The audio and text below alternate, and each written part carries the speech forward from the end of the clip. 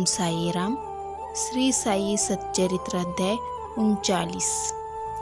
इस अध्याय में हम बाबा का संस्कृत ज्ञान, गीता के एक श्लोक की बाबा द्वारा टीका और समाधि मंदिर का निर्माण, ये सब जानेंगे।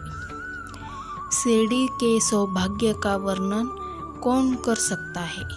श्री द्वारका माई भी धन्य है, जहाँ श्री साई ने आकर निवास किया और वही समाधि से हुए। शिरडी के नर नारी भी धन्य हैं, जिन्हें स्वयं साई ने पधार कर अनुग्रहित किया और जिनके प्रेमवश ही वे दूर से चलकर वहाँ आए।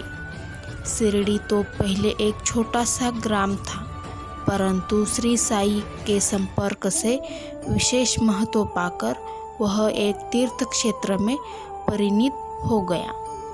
शिरडी की नारियां भी परम भाग्यशालिनी है, जिनका उन पर असीम और अभिन्न विश्वास के परे है।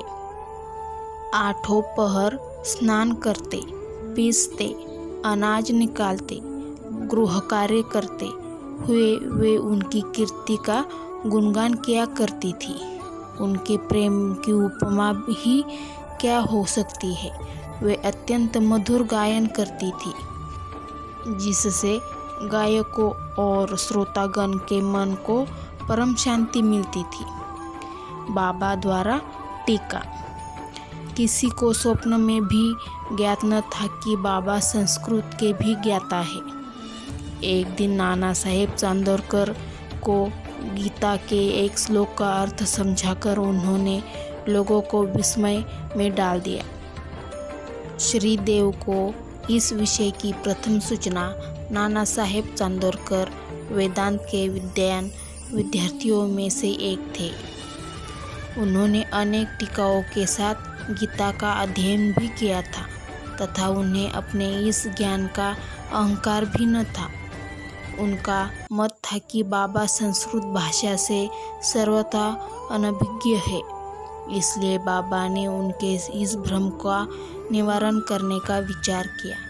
यह उस समय की बात है जब भक्तगण अल्प संख्या में आते थे। बाबा भक्तों से एकांत में देर तक वार्तालाप किया करते थे।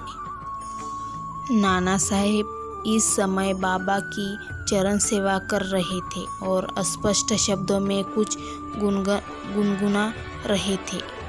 बाबा, नाना तुम धीरे धीरे क्या कह रहे हो? नाना, मैं गीता के एक श्लोक का पाठ कर रहा हूँ। बाबा, कौन सा श्लोक है वह? नाना, यह भगवद गीता का एक श्लोक है। बाबा, जरा उसे उच्च स्वर में कहो। तब नाना भगवद गीता के चौथे अध्याय का 34वां श्लोक कहने लगे। तद्गीत प्रणिपातेन परिप्रश्नेय सेवया उपदेक्षात्नि ते ज्ञानीनस्तव दर्शनी। बाबा, नाना क्या तुम्हें इसका अर्थ विदित है? नाना, जी महाराज। बाबा, यदि विदित है तो मुझे भी सुनाओ। नाना, इसका अर्थ है तत्वों को जानने वाले ज्ञानी पुरुषों को भली प्रकार दंडवत कर सेवा और निष्कपट भाव से किए गए प्रश्न द्वारा उस ज्ञान को जान। वे ज्ञानी जिन्हें ब्रह्म की प्राप्ति हो चुकी है, तुझे ज्ञान का उपदेश देंगे। बाबा, नाना मैं इस प्रकार का संकुल भावार्थ नहीं चाहता। मुझे तो प्रत्येक शब्द और उसका भाषांतरित उच्चारण करते हुए व्याकरणात्मक अर्थ समझाओ। अब नाना एक एक शब्द का अर्थ समझने लगे। बाबा, नाना क्या केवल साष्टांग नमस्कार करना ही पर्याप्त है? नाना, नमस्कार करने के अतिरिक्त मैं प्रणिपात का कोई दूसरा अर्थ नहीं जानता। बाबा, परिप्रश्न का क्या अर्थ है? नाना, प्रश्न पूछना। बाबा, प्रश्न का क्या अर्थ है? नाना, वही प्रश्न पूछना। बाबा, यदि परिप्रश्न और प्रश्न दोनों का अर्थ एक ही है तो फिर व्यास ने परिउपसर्ग का प्रयोग क्यों किया? क्या व्यास की बुद्धि भ्रष्ट हो चुकी थी? नाना, मुझे तो परिप्रश्न का अन्य अर्थ विदित नहीं है। बाबा, सेवा, किस प्रकार की सेवा से यह आशय है?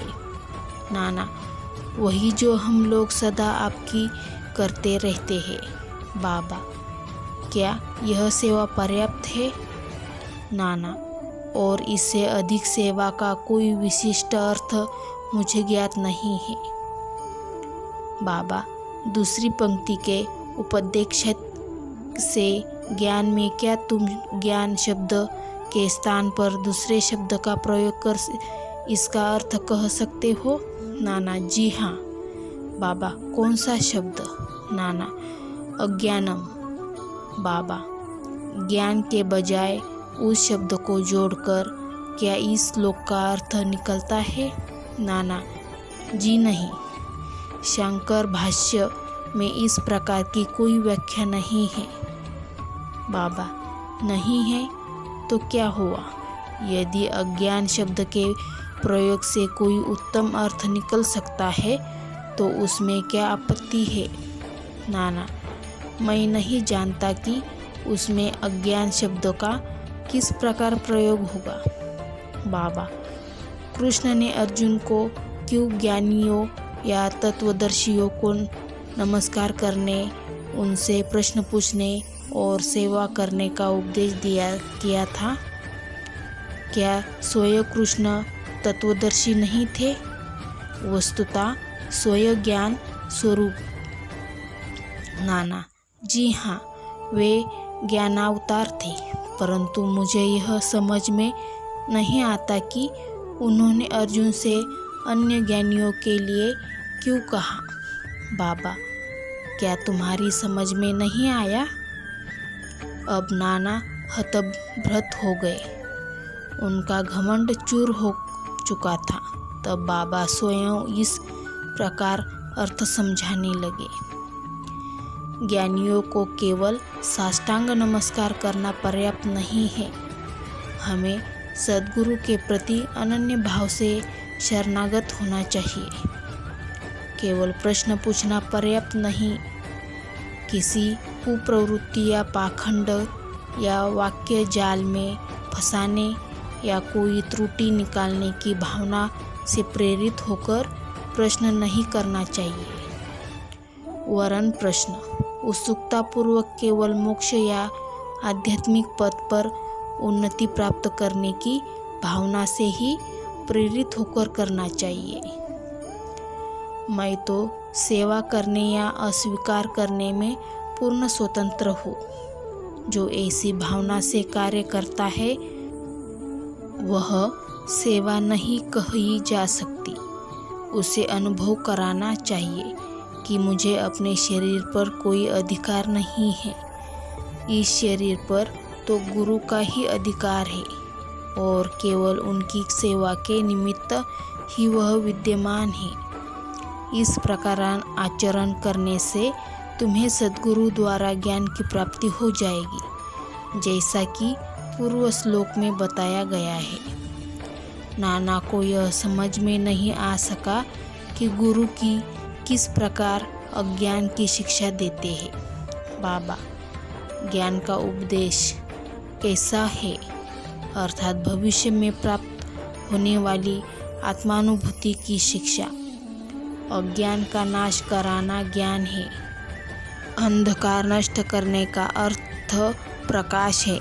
जब हम द्वैत नष्ट करने की चर्चा करते हैं तो हम अद्वैत की बात करते हैं। जब हम अंधकार नष्ट करने की बात करते हैं तो उसका अर्थ है कि प्रकाश की बात करते हैं। यदि हम अद्वैत की स्थिति का अनुभव कराना चाहते हैं तो हमें द्वैत की भावना नष्ट करनी चाहिए।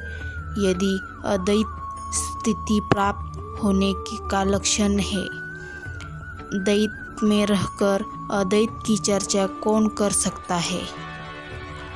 जब तक वैसी स्थिति प्राप्त न हो तब तक क्या उसका कोई अनुभव कर सकता है?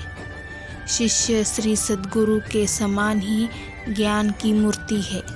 उन दोनों में केवल अस्वस्थता, उच्च अनुभूति, अद्भुत अलौकिक सत्य, अद्वितीय योग्यता और ऐश्वर्य योग में भिन्नता होती है।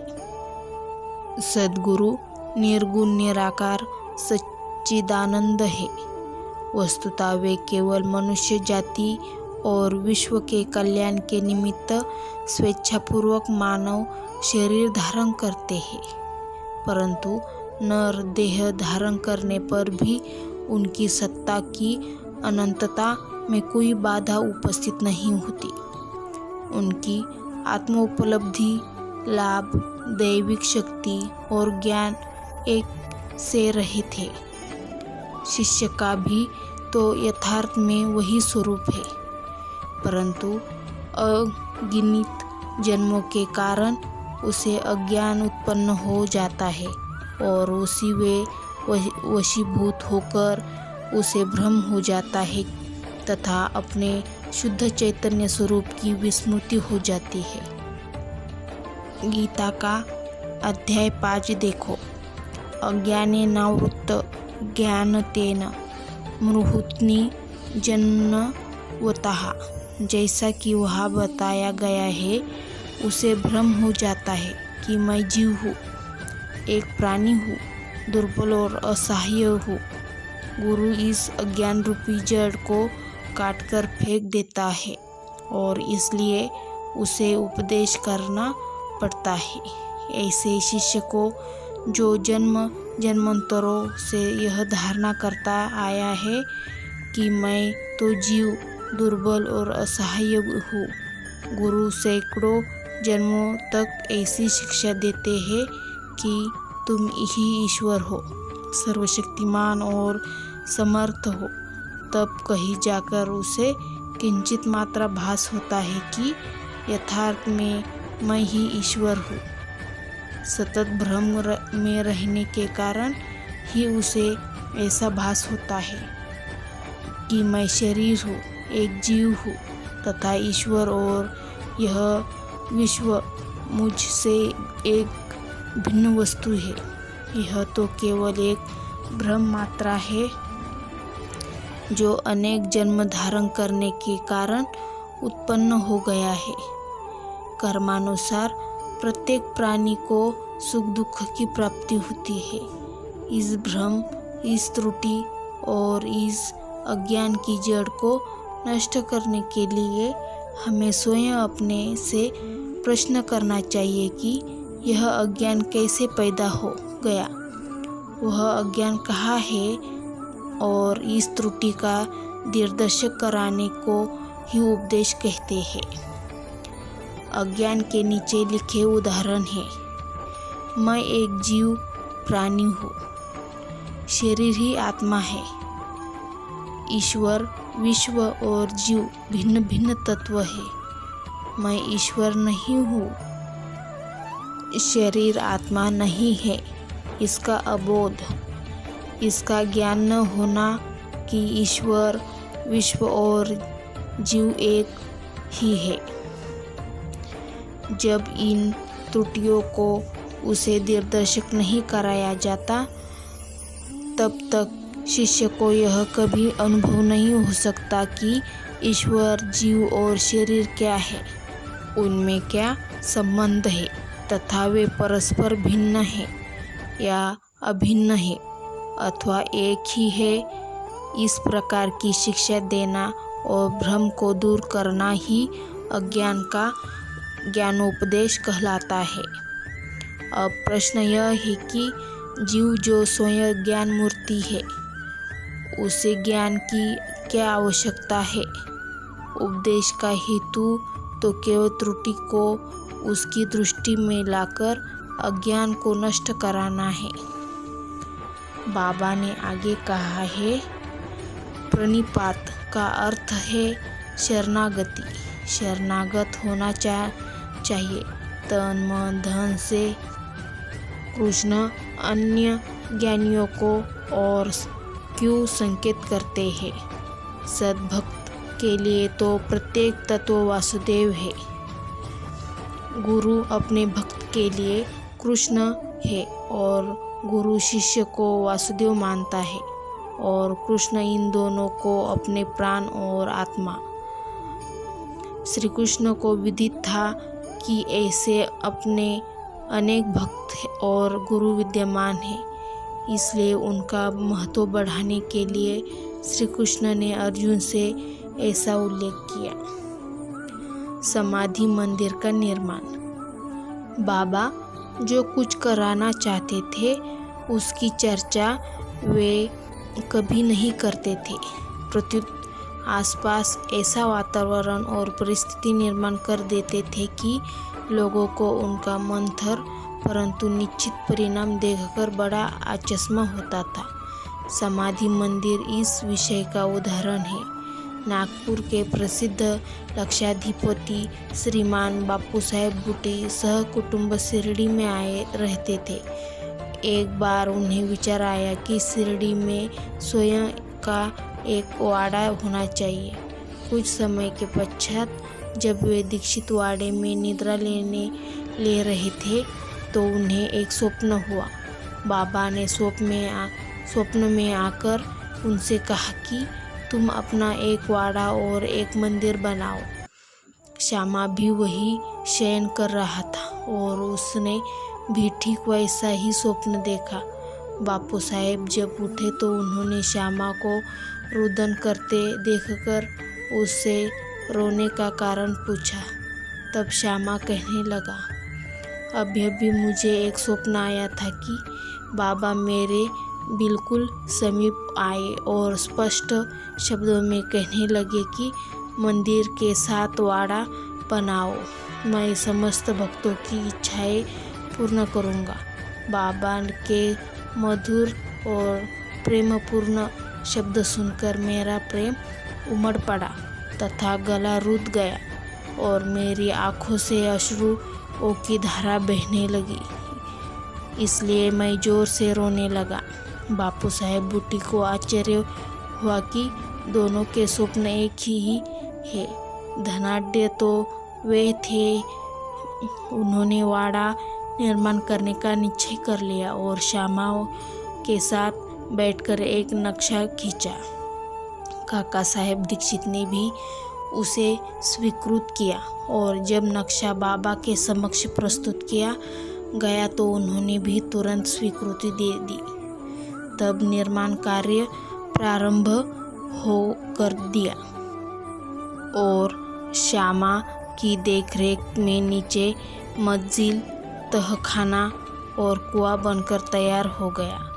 बाबा भी लेंडी को आते जाते समय परामर्श दे दिया करते थे। आगे यह तक कार्य बापू साहेब जोग को सौंप दिया गया। जब कार्य किसी तरह चल रहा था उसी समय बापू साहेब जोग को एक विचार आया कि कुछ खुला स्थान भी अवश्य होना चाहिए। बीचों बीच मुरलीधर की मूर्ति की भी स्थापना की जाए।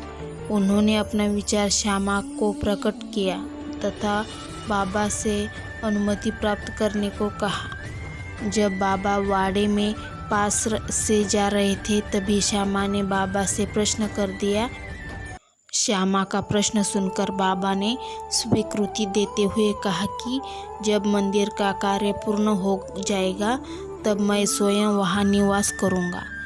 और वाड़े की ओर दृष्टिपात करते हुए कहा, जब वाड़ा संपूर्ण बन जाएगा तब हम लोग उसका उपभोग करेंगे, वहीं रहेंगे, घूमेंगे फिरेंगे और एक दूसरे को हृदय से लगाएंगे तथा आनंदपूर्वक विचारेंगे।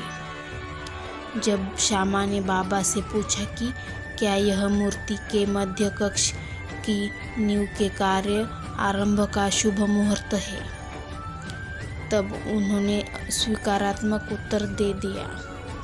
तभी श्यामा ने एक नारियल लाकर फोड़ा और कार्य प्रारंभ कर दिया। ठीक समय में सब कार्य पूर्ण हो गया और मुरलीधर की एक सुंदर मूर्ति बनवाने का प्रबंध किया गया। अभी उसका निर्माण कार्य प्रारंभ भी न हो पाया था कि एक नवीन घटना घटित हो गई। बाबा की स्थिति चिंताजनक हो गई और ऐसा देखने लगा कि वे देह त्याग देंगे। बापू साहेब बहुत उदास और निराश से हो गए। उन्होंने सोचा कि यदि बाबा चले गए तो बाड़ा उनके पवित्र चरण स्पर्श से वंचित रह जाएगा और मेरा सब रुपया व्यर्थ ही जाएगा। परंतु अंतिम समय बाबा के श्रीमुख से निकले हुए वचनों ने मुझे बाड़े में ही रखना केवल बूटी साहब को ही सांत्वना नहीं पहुंचाई, वरना अन्य लोगों को भी शांति मिली। कुछ समय के पश्चात बाबा का पवित्र शरीर मुरलीधर के मूर्ति के स्थान पर रख दिया। बाबा स्वयं मुरलीधर बन गए और बाड़ा साईं बाबा का समाधि मंदिर। उनकी अगाध लीलाओं की थान कोई न पा सका। श्री बापू साहेब बूटी धन्य हैं जिनके वाड़े में बाबा का दिव्य और पवित्र पार्थिव शरीर अब विश्राम कर रहा है। श्री सद्गुरु साईनाथार्पणमस्तु। शुभम भवतु। ओम साई राम। वीडियो अच्छा लगा तो लाइक और सब्सक्राइब जरूर करना।